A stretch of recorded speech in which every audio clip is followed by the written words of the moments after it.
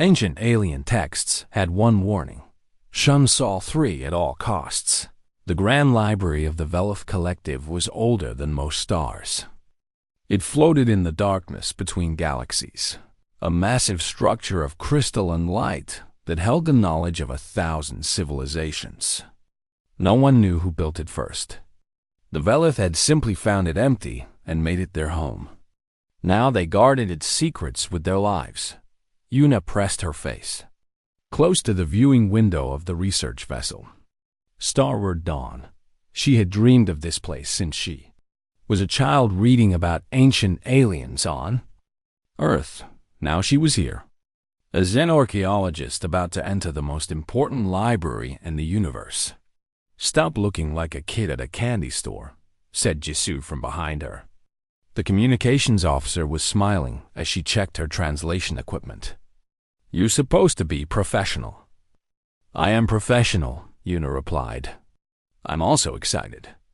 Both things can be true." Captain Taiho walked onto the bridge. He was a tall man with gray at his temples and calm eyes that had seen many strange things in his 30 years of space travel. "The Velith have granted us entry. Remember, we are guests here. We touch nothing without permission. We take nothing without approval. Understood?" The crew nodded. They had waited 3 years for this access. No one would ruin it now. The docking procedure took an hour. Velith were careful creatures. They resembled large insects with too many legs and eyes that reflected light like mirrors. Their voices clicked and hummed, but the translation devices made their words clear. Scholar Primuth met them at the entrance. He was old, even by Velith standards. His shell had faded from bright blue to pale gray, and he moved slowly on his 6 legs. "Welcome, humans," he said. "You are the first of your kind to enter this place. We hope you understand the honor." "We do," Captain Taiho said with a bow. "We are grateful." Scholar Primuth led them through halls that seemed to go on forever. The walls were covered with screens and crystals and strange objects that glowed with soft light. Yuna wanted to stop and study everything, but she kept walking. There would be time later. They were given a small section of the archive to work in. It held records from the early days of galactic civilization, back when most current species were still learning to use fire. For 2 weeks, Yuna and her team worked without rest. They scanned documents, translated ancient languages, and recorded everything they found. On the 15th day, Yuna found the door dot. It was hidden behind a false wall in the corner of their section. The wall had shifted slightly over the centuries, revealing a thin crack. Yuna noticed it only because she dropped her scanning tool and bent down to pick it up. "Jisoo," she called softly. "Come look at this." Together, they examined the wall. There was definitely something behind it. Something that someone had tried very hard to hide. They brought Captain Taiho. He looked at the wall for a long moment, then called for Scholar Primuth. The old Velith arrived with 2 guards. When he saw what they had found, his mirror eyes went dark. This was a sign of fear among his people. "You should not have found this," he said. "But we did," Captain Taiho replied. "What is it?" Scholar Primuth was silent for a long time. Finally, he waved his guards away. "Come with me, all of you. What I am about to show you must never leave this room." He led them through a series of hidden passages to a small vault. The door was marked with symbols in 17 different languages. Yuna recognized only 2 of them, and both said the same thing: danger. Inside the vault was a single pedestal. On it sat a crystal tablet no bigger than a human hand. It was clear as water and glowed with a faint inner light. "This is a message from the predecessors," Scholar Primuth explained. "They were the first civilization in this galaxy. They built wonders we cannot imagine. And then, 2 million years ago, they vanished. They left behind only a few objects like this one." Yuna stared at the tablet. What does it say? Scholar Primath's voice dropped to a whisper. It says, shun Sol-3 at all costs. Do not wake them. Do not provoke them. Do not let them reach the stars. The room went silent. Sol-3 was the ancient name for Earth. That's impossible, Jisoo said.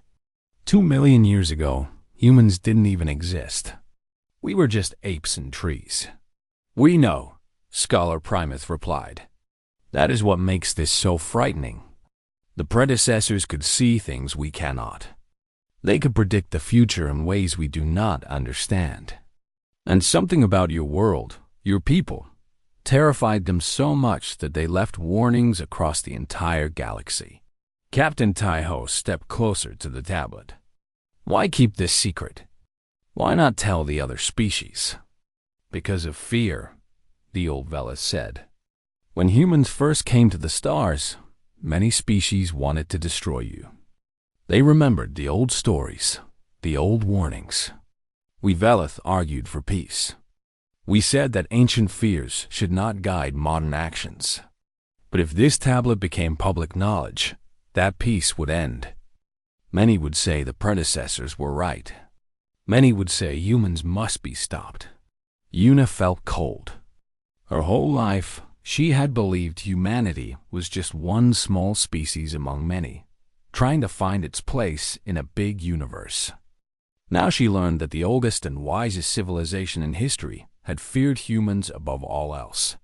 Are there more tablets? She asked. Scholar Primath nodded slowly. Scattered across the galaxy. We have spent thousands of years finding and hiding them. But we cannot find them all. And now that you know the truth, things will change. What do you mean? Captain Taiho asked. Before the scholar could answer, alarms began to sound. Red lights flashed in the corridor outside. A Velith guard rushed in, speaking rapidly in his native language. Scholar Primath's eyes went dark again. Someone has detected your ship's scanning of the hidden door. The information has been sent to the Galactic Council. They know you found something. They are sending ships to investigate. Then we leave now, Captain Taiho said. We take copies of everything we found and we go. They will stop you. They can try. Yuna quickly made a digital copy of the tablet's contents. Her hands were shaking, but she did not stop. This was the most important discovery in human history. She would not let it disappear into another hidden vault. As they ran back to their ship, Scholar Primath called after them. The truth cannot stay buried forever, humans. But I fear what will happen when it finally comes to light. The Stalwart Dawn launched just as Velith security ships moved to block the exit.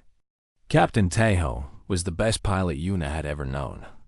He threaded the ship through gaps that seemed too small, using every trick he had learned in 30 years of space travel.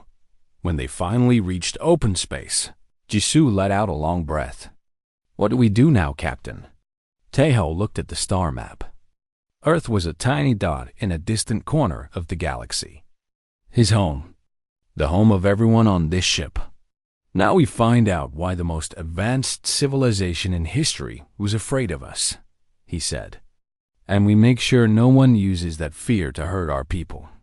Yuna held the copied data close to her chest. Somewhere out there were more tablets, more warnings, more secrets. And she was going to find them all. The ancient predecessors had wanted humanity to stay in the dark. But humans had never been good at staying where they were put. That, perhaps, was exactly what the predecessors had been afraid of. Ancient alien texts had one warning: shun Sol-3 at all costs. The news spread faster than light. Within 3 days, every species in the Galactic Council knew that humans had found something in the Velith archives. They did not know what, but rumors filled the gap. Some said humans had found a weapon. Others said they had found proof of crimes committed by the Velith. The truth was stranger than any rumor. Captain Taiho kept the Starward Dawn moving. They jumped from system to system, never staying more than a few hours. He knew the Velith would send ships to find them. He also knew that other species might join the hunt. In the ship's small research room, Una worked without sleep. The data from the crystal tablet contained more than just the warning. There were coordinates hidden in the structure of the message itself. Numbers that pointed to a specific place, a barren moon called Umeth 4, far from any major trade routes. The predecessors left something there, she told the crew during a meeting on the third day. An observation post. I think they watched Earth from that moon. Hannah, the ship's geologist, leaned forward with interest. Watched Earth? For how long? The data suggests thousands of years, Una replied. Maybe longer. Daesung, the engineer, shook his head. He was a practical man who liked facts he could touch. This makes no sense. Why would an advanced civilization spend thousands of years watching primitive humans hit rocks together? That is what we need to find out, Captain Taiho said. Set course for Umeth 4. The journey took 6 days. On the 5th day, a fleet of Velith ships found them. Commander Rovik appeared on the communication screen. He was younger than Scholar Primuth, his shell still bright blue, his eyes sharp and angry. Human vessel, you will stop and surrender the data you stole from our archives. We stole nothing. Captain Taiho replied calmly. We made copies of materials we discovered during our approved research. Those materials were classified. By taking them, you have committed a crime against the Velith Collective. Jisoo muted the communication and turned to the captain. Sir, they have 12 ships. We have one. I can count. Jisoo, what do we do? Captain Taiho thought for a moment. Then he smiled, just a little. We remind them why they should be afraid of us. He unmuted the channel. Commander Rovik, I understand your position.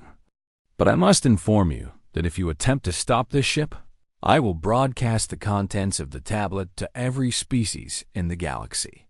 Right now, only a few people know what we found.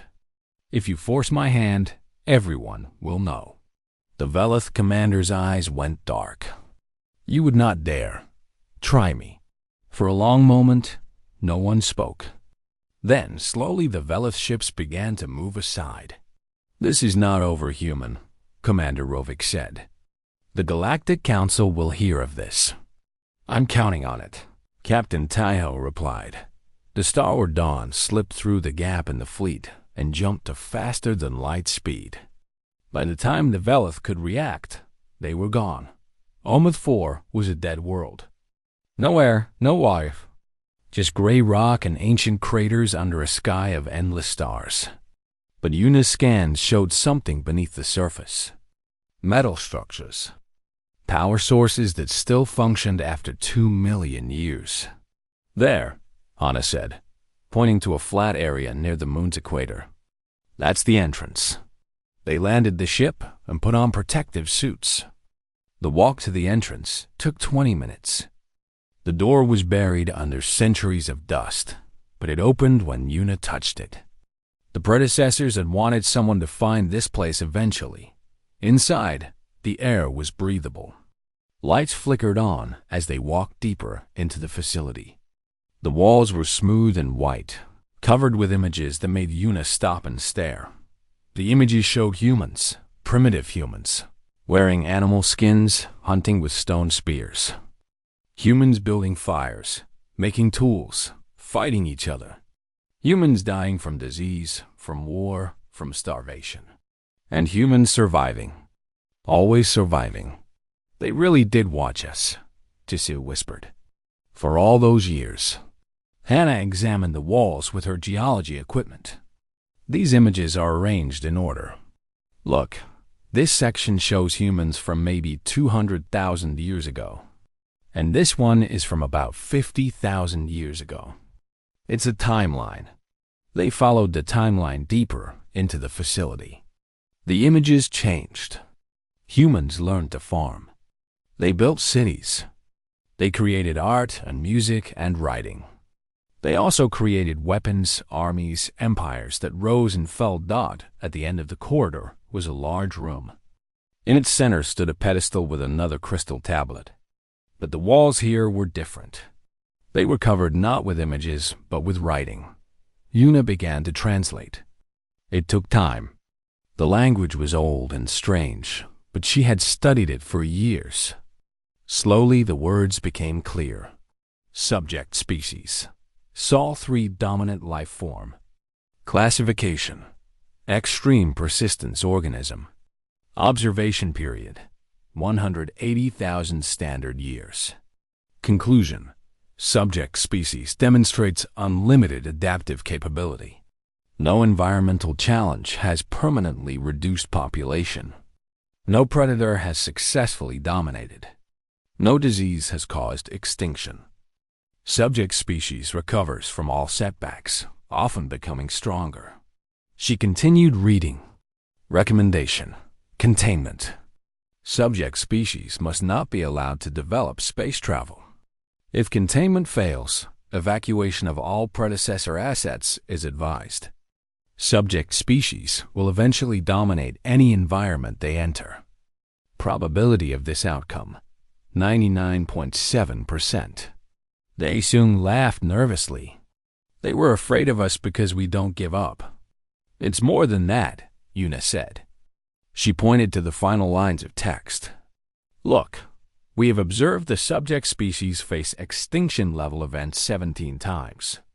Each time, they survived. Each time, they adapted. They are not the strongest species. They are not the smartest. They are not the most advanced. But they are the most persistent. They simply refuse to die. And that makes them more dangerous than any species we have ever encountered. Captain Tejo stood in the center of the room, looking at the walls covered with ancient observations of his ancestors. They ran away, he said quietly.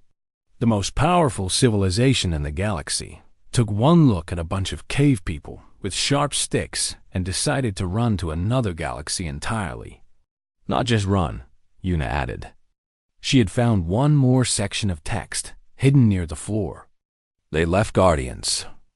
Automatic systems designed to stop humanity if we ever reach the stars. They're still out there, somewhere, sleeping, waiting. The room went cold. Hannah spoke first. What kind of guardians? It doesn't say. But given how afraid they were of us, I don't think they would leave anything weak. Jisoo checked her communication device. Captain, I'm picking up signals from the edge of the system. Multiple ships. Not Velith. The signatures don't match anything in our database. Captain Tejo moved toward the exit. Then we need to leave. Now, whatever the predecessors left behind, we need to warn Earth before anyone else finds these guardians. They ran back through the corridors, past the images of their ancestors struggling and surviving and conquering every challenge nature could throw at them. Outside, the gray moon stretched empty under the stars. But somewhere out there, ancient machines were waking up. Machines built to do what disease, predators, and ice ages had failed to do. Machines built to stop humanity once and for all. As the starward dawn lifted off from Omith 4, Yuna took one last look at the facility below. The predecessors had spent almost 200,000 years watching humans. They had seen every plague, every war, every natural disaster. And they had reached a simple conclusion. Humans could not be stopped. They could only be slowed down.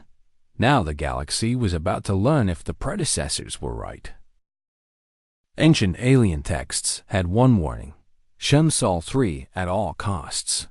The Galactic Council met on Covenant Prime, a massive space station built in neutral territory where no species held power over another.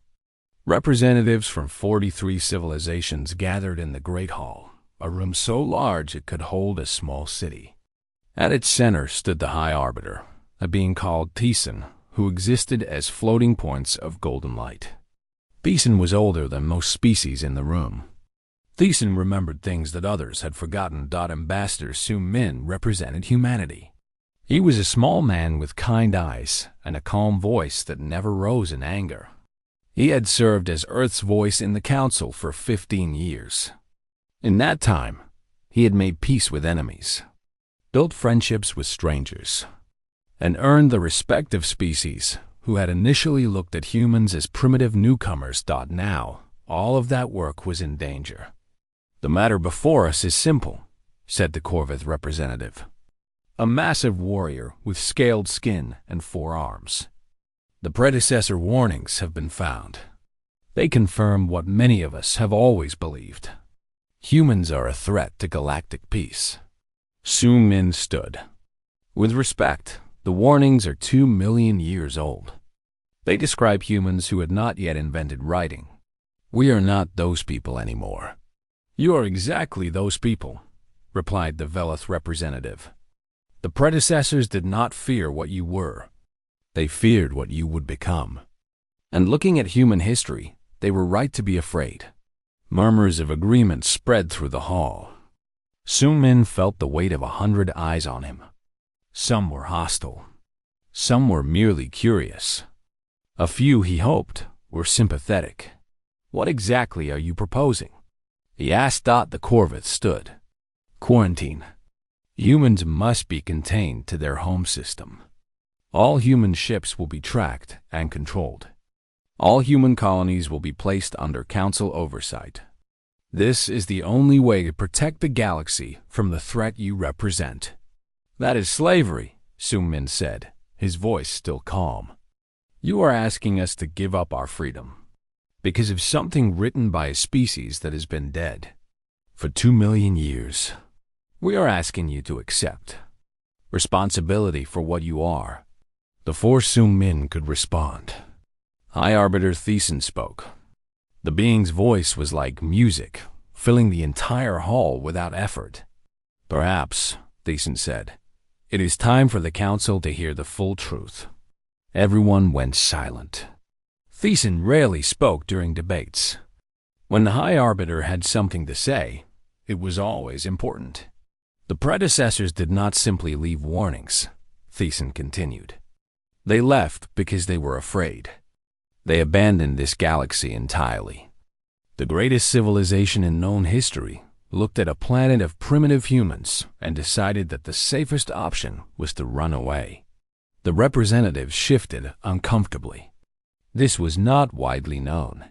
"But they did not leave us unprotected," Thiessen added. "They left guardians, automatic systems designed to monitor the galaxy and respond to threats. These guardians have been sleeping for 2 million years. They were programmed to wake if humans ever reached the stars." Sun Min felt his heart grow cold. "Are you saying these guardians are active now?" "I am saying they have detected human activity in areas the predecessors marked as forbidden. The observation post on Omith-4, for example. When your ship entered that facility, it sent a signal. The guardians heard it. The hall erupted in chaos. Species shouted at each other, some demanding action against humans, others calling for calm. The Corvith representative drew a weapon before his aides could stop him. It took several minutes for order to be restored." "What will these guardians do?"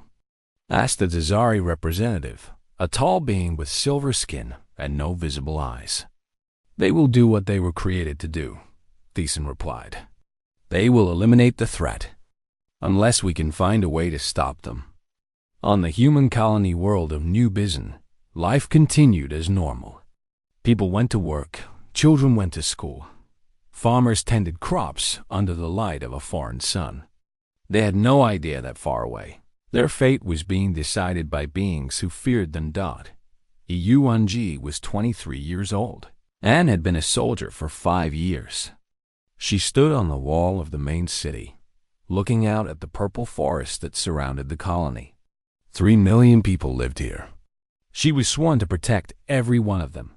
General Myung-ho walked up beside her.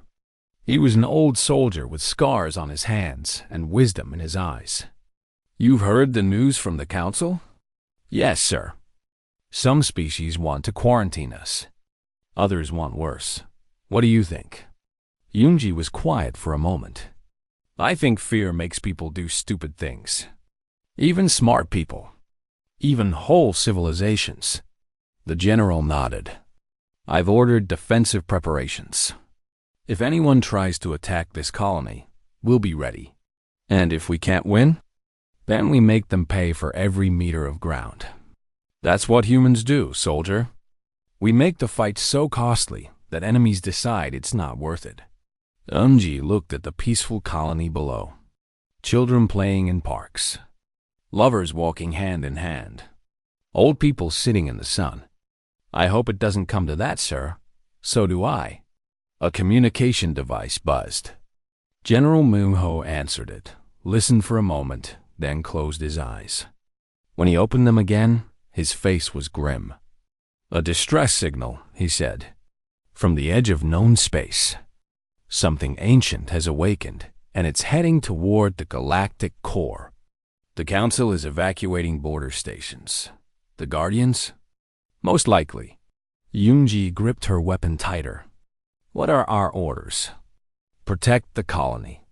Prepare for anything. And pray that someone finds a way to stop those things before they reach inhabited space. Back on Covenant Prime, Ambassador Sungmin stood alone in his quarters. He had just finished speaking with Earth. The leaders of humanity were afraid, but they were not panicking. They had faced extinction before. Ice ages, plagues, wars that nearly destroyed everything. Each time, they had survived. But this was different. This was not a natural disaster or a human enemy. This was an ancient power built specifically to destroy them. Built by beings who had watched humanity for thousands of years and decided that the only safe option was elimination. His communication device chimed. A message from the Starward Dawn. Captain Tejo appeared on the screen, looking tired but determined. Ambassador, we have more information about the Guardians. We found data at the observation post. The predecessors left a weakness in the system. The Guardians cannot harm species the predecessors considered worthy. If humanity can prove its worth, the Guardians will stand down. Sungmin leaned forward. Prove our worth? How? We don't know yet. But we're heading to the Guardian station to find out. If we can communicate with whatever controls those systems, we might be able to stop this without a fight. That's a suicide mission. Maybe. But it's the only option that doesn't end with war. The Council is too afraid to think clearly right now. If we wait for them to decide, it will be too late. Sungmin was quiet for a long moment. Then he nodded. Go, do what you have to do. I'll try to keep the Council from making things worse. Thank you, Ambassador. The screen went dark. Sungmin walked to his window and looked out at the stars. Somewhere out there, ancient machines were waking up. Machines built to destroy his people. And the only hope of stopping them was a single ship with a handful of humans who refused to accept that they were doomed. That, he supposed, was the most human thing of all. When faced with impossible odds, humans didn't give up. They fought harder. The predecessors had seen that quality and been terrified by it. Now the galaxy was about to learn whether that terror was justified, or whether humanity's greatest strength was not its ability to destroy, but its refusal to be destroyed. Ancient alien texts had one warning: shun Sol-3 at all costs. The Guardian Station was larger than any structure the crew of the Starward Dawn had ever seen. It hung in space like a metal moon, covered with weapons and sensors and systems that had been sleeping for 2 million years. Now it was awake, and its ancient engines were pushing it toward the galactic core. Toward Earth. Toward the end of humanity. Captain Tejo guided the ship closer. A small fleet of Council vessels followed at a safe distance. They were not there to help. They were there to watch. If the humans failed, the Council wanted to know what they were dealing with. The station is scanning us, reported G1 from the pilot's seat. She was the best pilot in the human fleet, known for flying through spaces that seemed impossible. Today, Her hands were steady on the controls, but her voice was tight with fear. "Let it scan," Taeho replied. "We want to be noticed. We want to talk." Hyun Woo, the tactical officer, studied his screens. "Captain, I'm reading enough weapons on that station to destroy a planet. Multiple planets. If it decides we're a threat, then we die very quickly." "I know. Keep looking for weak points anyway." Yuna stood at the back of the bridge, her mind racing. The data from Omith 4 had given them hope, but hope was not a plan. They needed to understand how the Guardians worked. They needed to find the exception in the programming that Captain Taeho had mentioned in his message to Ambassador Sung-min. "Captain," Jisoo said suddenly, "we're being hailed. The station is trying to communicate with us." Everyone went still. Taeho took a deep breath. "Put it through." The main screen flickered. Then a face appeared. It was not a living face. It was made of light, shaped like no species anyone recognized. The features were smooth and perfect, neither male nor female, neither young nor old. It spoke in a voice that seemed to come from everywhere at once. "I am the Warden. I was created by the predecessors to protect this galaxy from existential threats. You are the threat I was built to stop." Taeho stood up straight. "We are not a threat. We come in peace. Your intentions are irrelevant. Your nature is what matters. The predecessors studied your species for 180,000 years. They concluded that you cannot be controlled, contained, or stopped. You adapt to every challenge. You overcome every obstacle. You are the most dangerous species this galaxy has ever produced." "Dangerous doesn't mean hostile," Yuna spoke up. She stepped forward, her voice clear and strong. "We have been traveling among the stars for 200 years. In that time, we have fought wars, yes, but we have also made peace. We have helped species who were dying. We have shared our knowledge and our resources. We are not the monsters your creators feared." The Warden's light face turned toward her. "I have records of your history. You have killed billions of your own kind. You have destroyed ecosystems, driven species to extinction, poisoned your own world. These are not the actions of a peaceful species. Those are the actions of a young species," Taeho replied. "A species learning to be better. We made mistakes. We continue to make mistakes. But we also continue to improve. That is what your creators didn't understand. We don't just survive. We grow." The Warden was silent for a moment. When it spoke again, its voice was cold. "My programming is clear. Your species must be neutralized before you can spread beyond your home system. The process has already begun. My weapons are charging. Your world will be sterilized within 12 standard hours." The bridge went silent. 12 hours. In 12 hours, Earth would be gone. New Bizen would be gone. Every human colony, every human ship, every human being in the galaxy would be dead. "There must be another way," Jisoo said desperately. "There must be something we can do." Hyun Woo was still studying his screens. His eyes suddenly went wide. "Captain, I found something. In the station's programming. There's an exception clause. Explain." The predecessors didn't just program the Warden to destroy threats. They programmed it to recognize value. Species that contribute positively to the galaxy are protected. The Warden cannot harm them. Yuna understood immediately. "So, if we can prove that humanity has value, that we contribute to the galaxy in positive ways, the Warden will have to let us live?" "Theoretically, yes.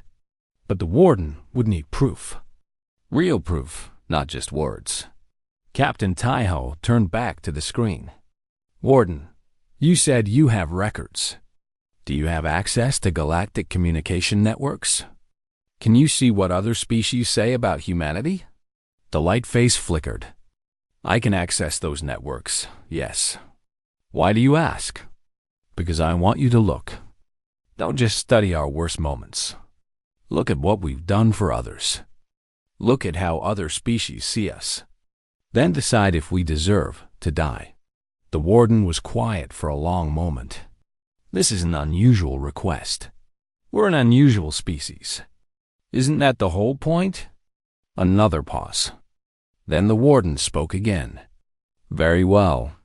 I will access the Galactic Network and observe how other species view humanity. If I find evidence that your species contributes positively to the galaxy, I will reconsider my programming. But I warn you, I have studied your kind for millions of years. I do not expect to find anything that changes my conclusion. The screen went dark. The bridge was silent, except for the hum of the ship's systems. Did that just work? Jisoo asked. I don't know, Taeho admitted. But we bought ourselves time. Now we need to hope that somewhere out there, someone has something good to say about humans. Yuna sat down heavily. Her legs were shaking. 2 million years, she said quietly. The predecessors watched us for almost 200,000 years and decided we were monsters. The warden has been waiting even longer, holding on to that judgment. How do we change a mind that's been made up for that long? We show it something new, Hana said. She had been quiet during the confrontation, but now she spoke with conviction. The predecessors only saw humans struggling to survive. They saw us fight and die and kill, but they didn't see what came after. They didn't see us help each other. They didn't see us reach across the gaps between species. They didn't see us choose to be kind when we could have been cruel. They soon nodded. The question is whether the warden will see those things too, or whether it will only look for evidence that confirms what it already believes. Captain Taeho looked out at the massive station filling their view screen. 12 hours. That was all they had. In 12 hours, either the warden would change its mind or humanity would end. Send a message to the Council fleet, he said. Tell them what's happening. Tell them that if they want to save humanity, they need to share their stories. Every time a human helped them. Every time a human made things better. This is our trial, and the only witnesses are the species we've met among the stars. Jisoo nodded and began transmitting. Across the galaxy, on stations and ships in colony worlds, aliens received the message. The fate of humanity was being decided, and the only thing that could save them was the truth about who they really were. The warden watched and waited, its ancient programming humming with purpose. It had been built to destroy, but it had also been built to judge fairly. Now, for the first time in 2 million years, it would look at humanity not through the eyes of the predecessors, but through the eyes of those who knew them best. The trial had begun. Ancient alien texts had one warning: shun Sol-3 at all costs. The warden accessed the Galactic Network. Information flooded through its ancient circuits. Messages from 1,000 worlds, stored records from 2 centuries of human spaceflight, personal accounts from species that had encountered humanity among the stars. The data was vast, and the warden processed it with the patience of a machine that had been waiting for 2 million years. On the bridge of the starward dawn, the crew waited. There was nothing else they could do. Their fate, and the fate of every human in the galaxy, rested on what the warden would find. Captain, Jisoo said quietly. Transmission coming in from the Velith fleet. Taeho nodded. Let's hear it. The screen showed a Velith official, not Commander Ravik, but an older being with faded shells and tired eyes. Human vessel, I am speaking on behalf of the Velith Collective. We wish to add our testimony to the warden's evaluation. Go ahead, Taeho said. The Velith took a breath. 37 years ago, 3 of our colony ships suffered engine failures near human space. We had no allies in that region, no resources. We expected to die, but a human patrol found us. They gave us supplies. They repaired our engines. They escorted us to safety. We asked them what they wanted in return. They said nothing. They said helping others was simply the right thing to do. The screen flickered, and a new face appeared. A Dasari, tall and silver-skinned. I am a medical researcher from the Dasari homeworld. 22 years ago, my species was dying from a genetic plague. Our best scientists could not find a cure. A human doctor named Su Bin came to our world. She worked for 20 years, sleeping only a few hours each night, refusing payment, refusing recognition. She developed a cure that saved 3 billion lives. When we tried to honor her, she said she was just doing her job. She died last year, still working in our hospitals. More testimonies came in. A Corvith warrior spoke of a human soldier named Dong Hyan who had found him wounded on a battlefield. They had been enemies. The human could have left him to die. Instead, Dong Hyan carried the Corvith 3 kilometers to a medical station, nearly dying himself in the process. When asked why, Dong Hyan said that enemies on the battlefield could be friends tomorrow, and he didn't want to kill someone who might become a friend. A race of small, timid beings called the Preli described how human merchants had protected their trade ships from pirates for years, asking only for fair prices in return. A federation of aquatic species told of human engineers who had saved their underwater cities from destruction during a seismic event, working in crushing pressures that should have killed them. Story after story poured in. Humans who had sacrificed. Humans who had helped. Humans who had chosen kindness when cruelty would have been easier. Yuna listened with tears in her eyes. She had spent her life studying ancient civilizations, looking for wisdom in the past. Now she was hearing wisdom from the present, from ordinary humans who had done extraordinary things, simply because they believed it was right. The warden processed all of it. Hours passed. The station's weapons remained charged, but did not fire. Something was changing inside the ancient machine. Finally, the warden's face appeared on the screen again. Its light features were different now, softer somehow, less cold. I have completed my analysis, it said.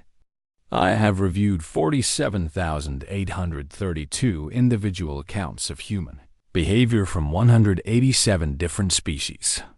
I have examined records of wars, disasters, and crises in which humans participated. Captain Tejo held his breath. And what did you find? The warden paused. For a machine, it seemed almost uncertain. The predecessors were correct in their assessment of human potential. Your species is indeed capable of dominating any environment you enter. Your persistence, your adaptability, your refusal to accept defeat. These qualities make you the most formidable species this galaxy has ever seen. But, Yuna said, sensing there was more. But the predecessors made an error, the warden continued. They predicted what humans might become. They did not anticipate what humans would choose to become. You could have used your strength to conquer. You could have used your persistence to destroy. Instead, you have used these qualities to help, to protect, to build.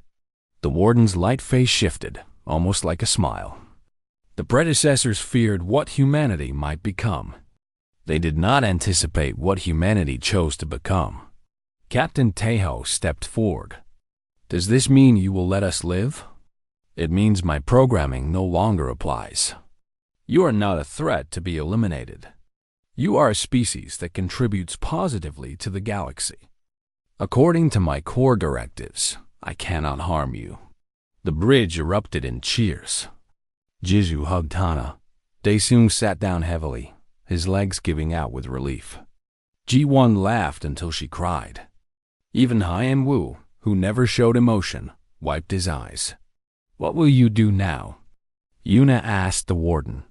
I will return to dormancy. My purpose has been fulfilled. The predecessors wanted me to protect the galaxy from existential threats. You are not a threat. You are a solution. The station's weapons powered down. Its engines shut off. Slowly, the massive structure began to drift, settling into a stable orbit around a distant star. "One more thing," the warden said before its image faded. "The predecessors left other guardians throughout the galaxy. I will transmit new orders to all of them. Humanity is to be protected, not destroyed.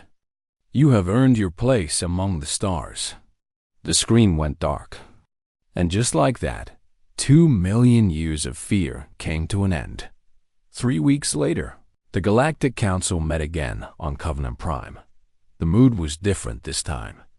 Species that had demanded humanity's destruction now sat quietly, embarrassed by their earlier fear. High Arbiter Thyssen floated at the center of the Great Hall, its golden lights warm and bright. "The matter before us is simple," Thyssen said. "The predecessor warnings have been unsealed and studied. They were based on predictions, not facts. Fear of what might happen, not knowledge of what would happen. Humanity has proven through its actions that those predictions were wrong." Ambassador Sung Min stood. "We ask only for what we have always asked. A chance to be partners with the other species of this galaxy. A chance to contribute, to help, to grow together. We are not perfect. We have made mistakes and will make more. But we are trying to be better. That is all any species can do." One by one, the representatives voted. The result was unanimous. Humanity was no longer a feared unknown. They were full partners in the galactic community, with all the rights and responsibilities that came with that status. On board the Starboard Dawn, now docked at Covenant Prime for repairs, Captain Tejo gathered his crew for a celebration. Real food, real drinks, music playing from the ship's speakers. "I want to make a toast," he said, raising his glass. "To the predecessors who watched us for almost 200,000 years and decided we were monsters. They were wrong. To the Warden, who was built to destroy us and chose to spare us. To all the humans who, through small acts of kindness, proved that we are more than our worst moments." He looked at each member of his crew. "And to us, to the crew of the Starboard Dawn, who faced the end of humanity and refused to accept it. Because that's what humans do. We don't give up. We don't accept defeat. And we sure as hell don't let ancient machines decide our fate." Everyone raised their glasses. The drinks were warm and the company was good. Yuna slipped away to the observation deck. She looked out at the stars, thinking about everything that had happened. The predecessors had spent almost 200,000 years watching humans struggle to survive. They had seen the worst of humanity. The wars, the cruelty, the destruction. But they had left too early. They hadn't stayed to see humans learn from their mistakes. They hadn't seen humans choose compassion over conquest, peace over war, helping hands over clenched fists. The ancient texts had warned the galaxy to fear humanity. But the truth was different. Humanity wasn't something to fear. Humanity was something to hope for. A species that could have been the greatest conquerors in history had chosen instead to be the greatest helpers. And that choice, made millions of times by ordinary people in ordinary moments, had saved them all. The stars shone bright. Somewhere out there, new worlds waited to be discovered. New friends waited to be made. New challenges waited to be faced. Humanity would meet them all, not because they had to, but because that was who they chose to be.